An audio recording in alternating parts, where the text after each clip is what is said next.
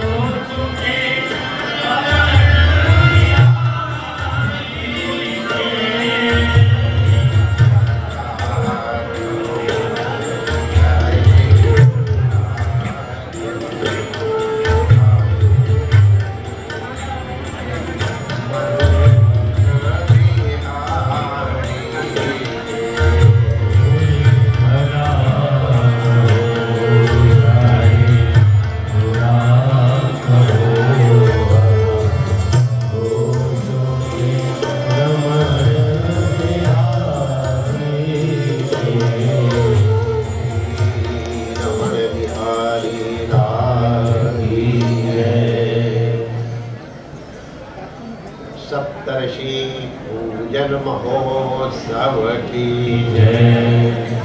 ऋषि आविर्भाव महोत्सव की जय। आप समस्त उपस्थित जनों की जय। आज के आनंद की जय। जय जय श्री राधे।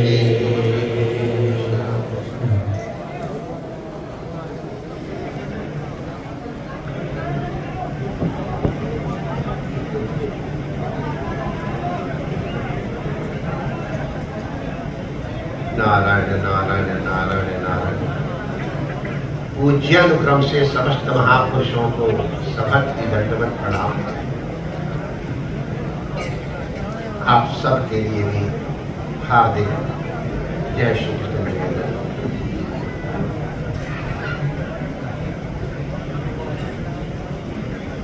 केवल स्मारय न तो शिक्षय, ये अवसर ऐसा है जो प्रवचन देने का नहीं। हाँ तो ऐसे ऐसे है जो सांस ही नहीं ले, और तो इसलिए आप प्रवचन, और आप लोग सबके सब अद्भुत श्रोता भी हैं, तो इसलिए प्रवचन देने तो हम नहीं, लेकिन हम सबके लिए एक स्मार है, एक आपने चौकीदारी दी है तो उस दृष्टि से स्मार है ना तो शिक्षा। जो कि जन्मोत्सव हम लोग मना रहे हैं, प्राकट्य महोत्सव मना रहे हैं, एक ऋषि के प्रादुर्भाव का आनंद मना रहे हैं, इसलिए जन्म के समय ही हमारे ऊपर कुछ उत्तरदायित्व जो आ गए हैं उनका स्मरण कर लेना चाहिए। हमारे साक्षात वेदों की मूर्ति और अभ्यासी विद्वान है, प्राणिक बात ही कही जाएगी। जो भी उत्पन्न हुआ है सनातन धर्म की परंपरा में, इतर की हम नहीं कह सकते हैं, क्योंकि अब वो तो जो भी नियम होते हैं वो जो मर्यादा पालन करता ग्रहण करता उनके लिए है, जो नियम को जानते ही नहीं उनके लिए तो नियम होता ही नहीं। लेकिन हमारे परंपरा में उत्पन्न होते ही हर बालक 3 ऋणों से ग्रस्त हो जाता है।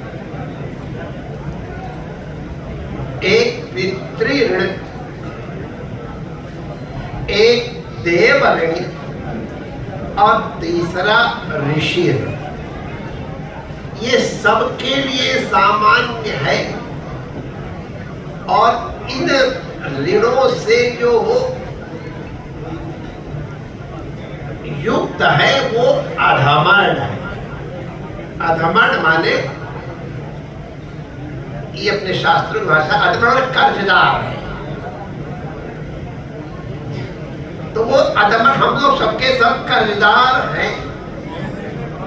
हम लोगों को अपना कर्जा पहले मालूम हो जाए तब तो उतारने की चेष्टा करेंगे, इसलिए इस्तेमाल है। तो हमारे इन ऋणों का पहले स्वरूप जान लिया जाए अति संक्षेप में, प्रवचन तो करना नहीं। हमको पितरों ने अपनी परंपरा में अपने कुल में जन्म दिया है। देखो हमारे यहाँ जन्म भी एक यज्ञ है। गर्भाधान पूर्व से ही उसकी तैयारी होती है। गर्भाधान तो मध्य में एक कृत्य है, पवित्र कृत्य है, वेदोक्त कृत्य है, और वो समस्त पूर्वांग और उत्तरांगों के नियम इत्यादि सबके सब विहित है, मंत्र भी विहित है। हमको बड़ा गौरव होता गोविंद जी को, मैंने परम पूज्य क्या सब लगाना चाहिए, मैं अब तक क्या करूं। जिस तरह से गुरु महाराज ने ठाकुर जी ने इनके ऊपर अनुग्रह किया है, जिस तरह से संप्रदाय पूर्वक भगवान ने इनको वेद पढ़ने का अवसर दिया है, जिस तरह से इनके ऊपर उन गुरुओं की कृपा बरसी है, अब उसको तो मैं स्पृहा की बात ही कर सकता हूँ, उससे अधिक और क्या अद्भुत। और फिर वो परंपरा निर्वाह करके और फिर संन्यास लिया विधिवत, तो एक ज्वलंत उदाहरण है। इसलिए कह रहा हूं कि उनके प्रमाण से हमारे यहाँ सब मंत्र विहित हैं। किस कर्म को करने के पहले क्या संकल्प करना है, हमारा उस कर्तव्य के करने या उस कर्म में प्रवृत्त होने के लिए हमारा संकल्प क्या है? केवल शरीर की तुष्टि या काम की तुष्टि के लिए नहीं। हमारा जो भी कर्म है वो धर्म अर्थ काम मोक्ष की ओर प्रवृत्त करता है हमको। तो इस दृष्टि से निवेदन किया जा रहा है कि पितरों ने कितना प्रयास करके हमको अपने कुल में जन्म दिया है, हमको एक परंपरा प्रदान की है, हमको एक स्वरूप प्रदान किया है। आज की भाषा में कहो कृपा करके डीएनए हमको प्रदान किए हैं। वो न होते तो हमको वो डीएनए कहाँ से पवित्र प्राप्त होते, वो संस्कार कहाँ से प्राप्त होते, और वो संस्कार समय में कैसे कैसे उद्भूत होते हैं। दुष्यंत को भगवान रघुनाथ के जीवन में हम लोग उनका दर्शन करते हैं। तो इसलिए हम अपने पितरों के कृतज्ञ हैं, हम उनके अधमर्ण हैं, हम उनके कर्जदार हैं। उन्होंने जो हमको अधमर्णता मैंने जो इतना सब कुछ दिया है उसके निमित्त हमको कुछ करना चाहिए। उस अधमर्णता की निवृत्ति के लिए तो उसके लिए लिखा है केवल संतान का उत्पादन ही नहीं। माता पिता बैरी भय ये न पढ़ाए बाल, संस्कार युक्त संतान को प्रदान करके पितरों के कुल की अभिवृद्धि करना हमारे निर्देश है। वंश न छेदी, मैं वंश के वंश तंतु न छेद, वंश तंतु न उच्छेद होना चाहिए। बड़ा भारी कर्तव्य है, इसके लिए बड़े बड़े प्रयास किए जाते, विधि है, उसका उल्लंघन करने से अधमर्णता रहेगी। अगर कुछ प्रकार की संतान प्रदान की गई उनको तो इस पितृ ऋण से उत्तमर्णता की प्राप्ति होगी। उत्तमर्णता माने कर्ज से मुक्ति मिल जाती है। तो क्या इसमें कहा जाता है कर्जा जो दूर होता है उसके लिए कोई शब्द है लौकिक भाषा में, तो फारथी ऐसा वो फारथी मिल जाती है। दूसरा देव ऋण, अब उसकी बहुत व्याख्या है। देवताओं ने हमको बहुत कुछ दिया है, दे रहे हैं, और हमारा उनका परस्पर लेन देन आदि से चल रहा है। सा यज्ञा प्रजा सृष्टा पुरोवाचा प्रजापति, देवता तुमको खिलाएं और तुम देवताओं को खिलाओ। हमको समय पे वर्षा दे रहे, खाद दे रहे, सब देखने सुनने की सामर्थ्य दे रहे, समस्त इंद्रियों में देवता विराज रहे, उनकी सामर्थ्य से हम देख सुन विचार रहे। हम देवताओं के कर्ज अधमर्ण है, उसके लिए हम सत्कर्म के द्वारा यज्ञ यागादि के यज्ञ यागादि में केवल हवन नहीं, अति व्यापक अर्थ में ले गौ सेवा सब उसके अंतर्गत आ जाती है। तो ये देव पूजन देव यजन ये करके हम देवताओं के ऋण से मुक्ति पाते हैं, उत्तमर्णता की प्राप्ति। तीसरा बहुत गंभीर ऋण है ऋषि ऋण। पूज्य गीता मनीषी जी ने हमको स्मरण कराया, ऋषि ऋण बहुत गंभीर है। ऋषियों का स्मरण भगवान भी करते हैं, वेद भी करते हैं। क्यों? हमारी जो अनंत अनंत ज्ञान राशि वेद राशि है, हमारे यहाँ वेद आप तो सब जानते हो, कोई बुक नहीं है, कोई किताब नहीं है, एक ज्ञान है, एक प्रकाश है, अंधकार की निवृत्ति का उपाय है, कर्तव्य के निर्देश का माध्यम है, विवेक का एकमात्र माध्यम शास्त्र ही है। शास्त्र का मूल वेद है। वेद ऋषियों के माध्यम से प्रकट होता है। ऋषयस्तु मंत्र कर्तारा इति न, ऋषियों ने मंत्र लिखे, कई बार हम लोग सुन लेते हैं, वो अच्छा है बोल दिए करता रहा, उस अंश में है ऋषयस्तु मंत्र दृष्टारः, प्राचीन माने अनंत अनंत काल से हो, क्योंकि न परमात्मा की कभी सृष्टि हुई है न ज्ञान की कभी सृष्टि हुई है, इसलिए वेद भी कभी सृष्ट नहीं हुए हैं, कभी सृष्ट नहीं हुए, और इसलिए कभी इनका नाश भी नहीं होगा। अगर हमने सेव के फल को नीचे गिरते हुए गुरुत्वाकर्षण शक्ति की कल्पना की, तो उसका मतलब ये नहीं है कि उसके पहले गुरुत्वाकर्षण शक्ति नहीं थी और सेव उड़ के कहीं आसमान में चला जाता था। अरे हमने प्रकट कर दिया जान, लेकिन वो यथार्थ किसके हृदय में प्रकाशित होगा, उसकी स्वरूप योग्यता कहां से प्राप्त होगी, तो आप लोग विश्वास करें, ये एक जन्म की सिद्धि नहीं, जन्म जन्म मन यतन कराए, ये साक्षात ब्रह्म स्वरूप ही है। ज्ञाता ज्ञान ज्ञेय की त्रिपुटी में अभेद है, अहम घटम जानामि, यहाँ पे एक ज्ञाता है, एक ज्ञान है, एक ज्ञेय है, लेकिन अहम अस्मि, इसमें मैं ही ज्ञाता भी हूँ, अहम ज्ञान भी हूँ और मैं ही उसका आधार। तो ये स्वयं दृष्ट है, महापुरुषों ने अनुभव किया है, वेदों का साक्षात्कार किया है। आज हम जितने भी आचार व्यवहार, आज जितना भी हमारा समग्र जीवन है, वो ऋषियों के द्वारा मर्यादित है, वेद के द्वारा मर्यादित है।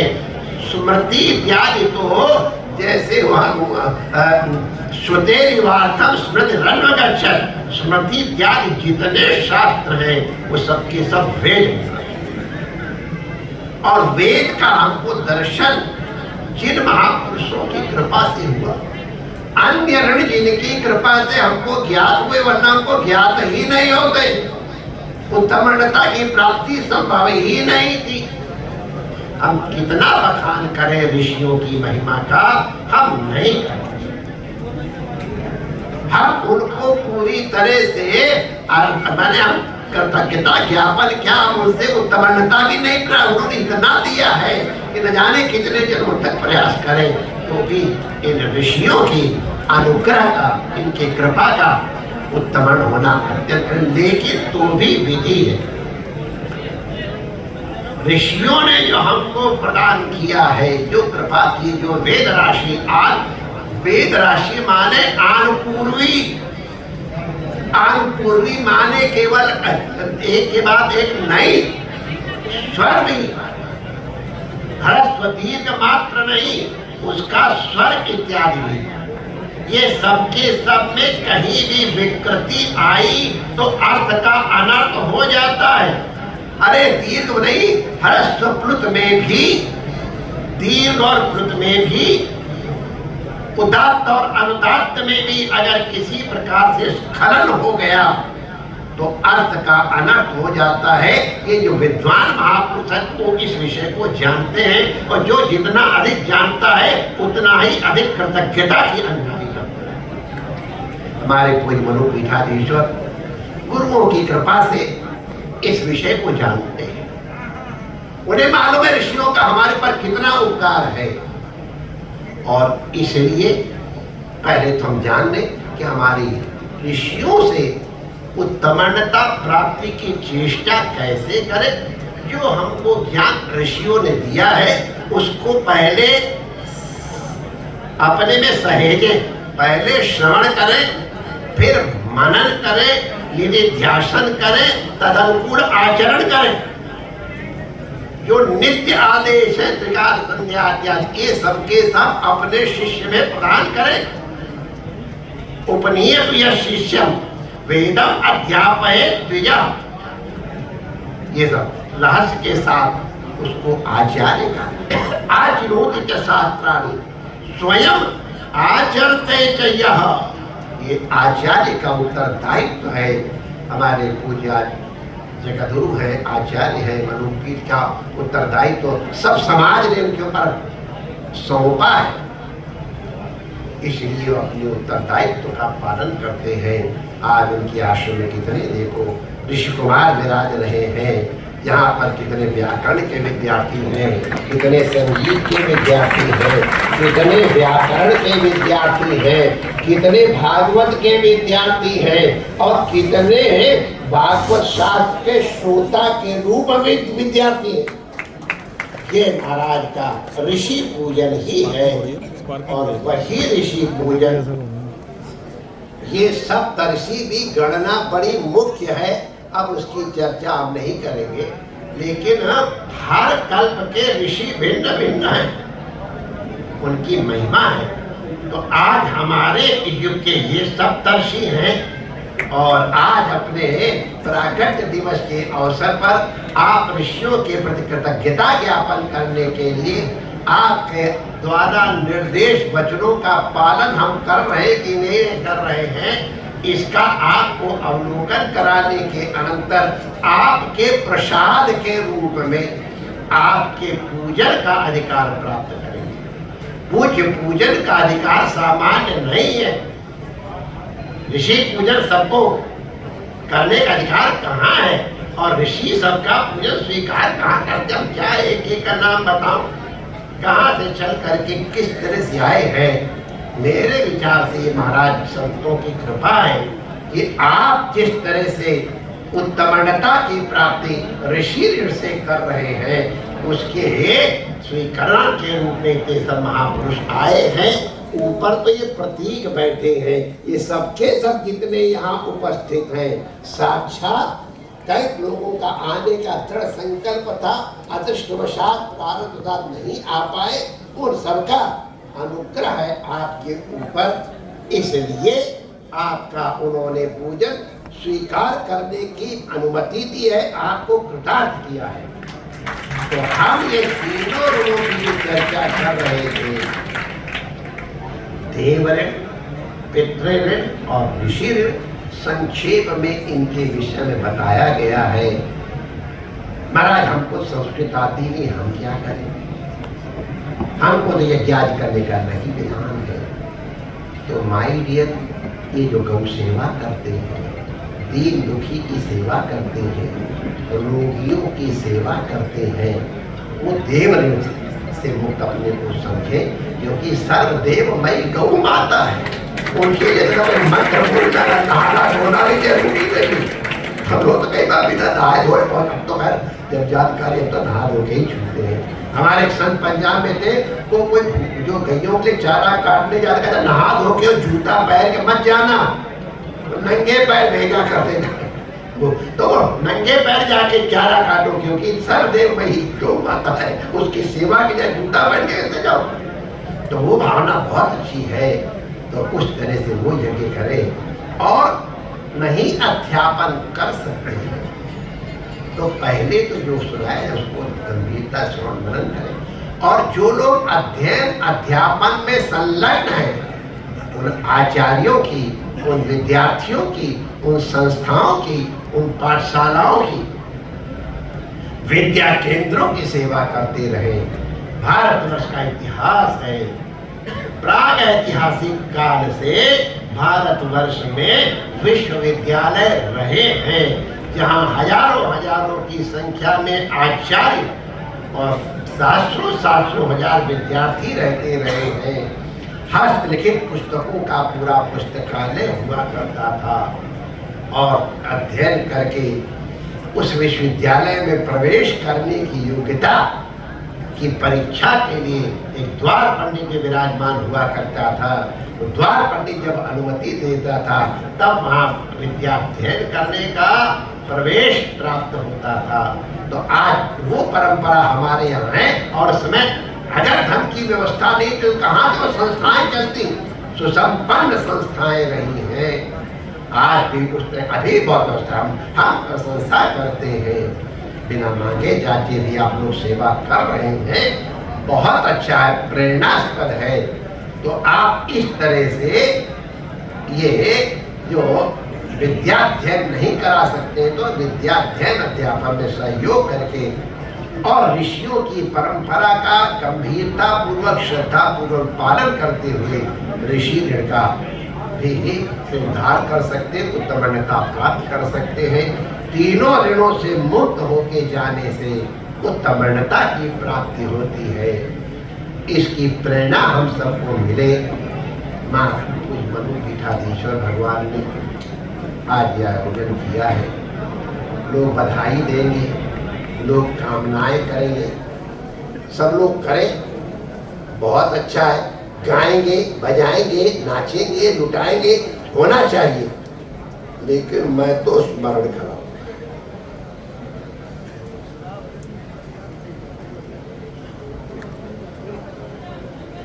हमारे लिए वेद ने आदेश दिया है, जिजीविषेद विधि है, मनमानी नहीं चलेगी। जिजीविषेद सततम समा, 100 वर्ष तक मैं जीने की कामना करता हूँ, प्रयास करता हूँ, ये हमारी विधि है। और विधि का अपलाप तो कोई नहीं कर सकता, भगवान भी नहीं कर सकता। उसकी चेष्टा करनी चाहिए। पूज्य गोविंद भगवान के दर्शन करके और मुझे स्मरण आ रहा है पंडित सावरकर जी महाराज, कौन से उनके जन्म दिवस की बात महाराज जी, 60 कुछ ऐसा था, 60वें जन्म दिवस के अवसर पर वो हम आप सबको स्मारने न तो शिक्षा है, सबको स्मार है, इंक्लूडिंग मनु पीठाधीश्वर भी। सावरकर जी के लिए कहा महाराज का जन्म, महाराज आप 100 वर्ष दिए और वो क्या तुम जियो हजारों साल, और साल के दिनों 50,000 ऐसे जगह लोग कहते हैं तो आप 100 वर्ष दिए। उनको मुझे बड़ी प्रसन्नता है कि आप लोग मुझे 100 वर्ष का पूरा देखना चाहते हैं, मुझे बड़ी प्रसन्नता है। मैं आपको वचन देता हूँ, मैं 100 वर्ष तक रहूंगा जिंदा। आप लोग रहोगे कि नहीं, आप नहीं। आप मेरा वो अभिमान मत समझना। सावरकर बहुत बड़े इतने बड़े, क्या बताऊं कैसे से विद्वान तो मैं क्या हूँ। सावलेका जी थे, सावलेका, मैं जरा कुछ नाम कहने में गड़बड़ा गया, महाराज ने भी ठीक कर दिया, महाराज ने भी आपको पहले करना चाहिए था, आपको मैंने प्रमाण दिया था। वो प्रभाव है लेकिन मूल आवश्यक है। सावलेका जी बहुत बड़े, तो उन्होंने कहा मैं 100 वर्ष तक जीऊंगा, इसकी गारंटी मैं इस तरह से ले रहा हूँ कि वेद की हर आज्ञा का पालन मैं करता हूँ, और जो वेद विधि का पालन करता है, जिस प्रयोजन के लिए ये मैं नाटक कर रहा था वो प्रयोजन अब सिद्ध हो गया है। हमारे मान मंदिर वाले भगवान पधार गए थे और इसलिए अब उनके आने पर और हम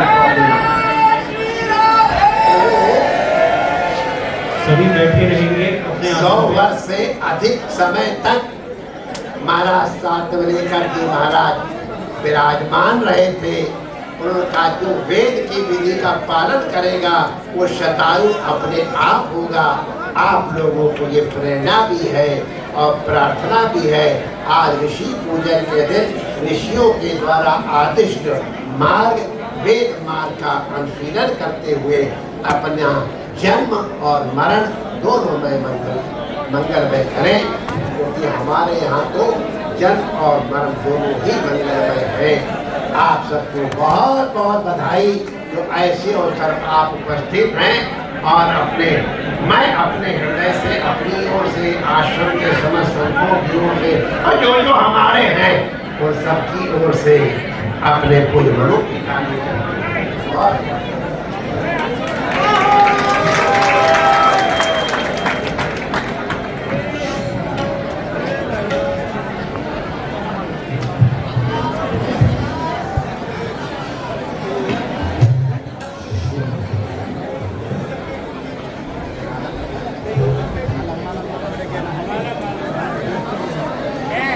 महाराज